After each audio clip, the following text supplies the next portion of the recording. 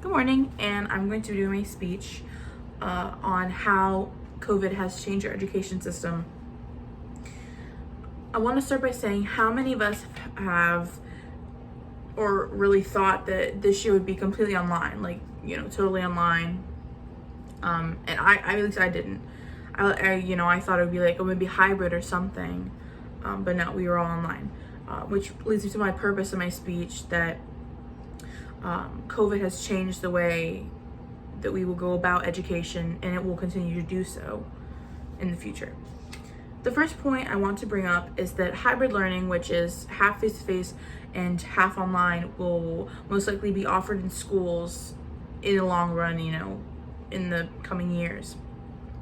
According to Robert Speed in his 2020 article called Ways Education Will Change Post-COVID, he mentions that digital tools, such as computers and whatnot, can be complementary to face-to-face learning, and that teaching and learning in the asynchronous and synchronous style for kids can yield significant benefits when layered with face-to-face instruction. He also adds that hybrid learning is very flexible for kids. It also increases accessibility, allows faculty to kind of track the kids' improvement in the class easier, and it can also be cost effective while scaling up efficiency in a sense. Even though with the hybrid option, some parents do or will probably still feel uncomfortable, there will probably still be a few of those parents that will feel uncomfortable and will probably most likely decide to homeschool their children or their kids. Which brings me to my second point of my essay, my speech, that the number of kids switching to homeschooling will continue to rise, or we'll see a rise of numbers. According to John McCullen in his 2020 article called 7 Ways Education Could Change Forever After COVID, he states that families, in the fall, he states that families kept their children home in the fall. Most did it because, schools were closed, they were, fear that their child was going to catch COVID or, something. But there's also, on the flip side, that some parents embraced designing their school day for their children. They may have enjoyed it or whatnot.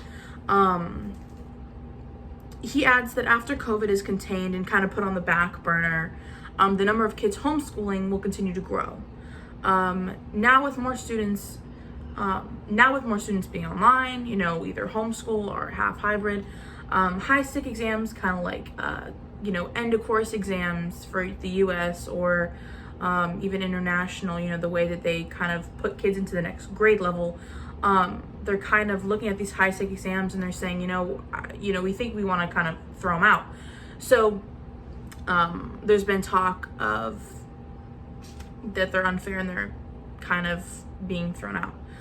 Which brings me to my last point. Because of COVID and not being in person, these high-stake exams are being considered unfair and are being talked about being thrown out. And some of them are being actually thrown out and thrown to the side. According to CGDEV.org, which stands for the Center of Global Development, in an article called 6 Ways COVID-19 Will Shape the Future of Education by Shelley and Suzanne, the girl states that COVID has brought up a lot of questions surrounding the idea of these exams and if they're a fair way of kind of filtering in the children. When children have very different life expenses, and is it a fair way of filtering these children into their next level of education? They also add that where there is a deficit of secondary school places and of end of primary schools exams, they kind of act like a filler, like I said before, to get these kids into their next stage, you know, like 8th grade going into 9th grade, for example. You know, if you want to go to a certain school, you got to take an exam. But, or like an SAT, for example, like I know that juniors, the SAT has kind of been being, you know, wavered in a sense because of this whole situation with COVID.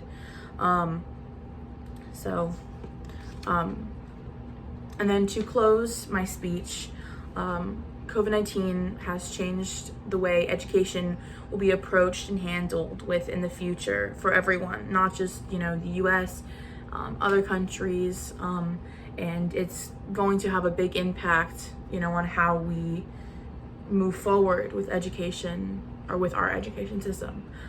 Thank you, and I hope that you enjoy my speech.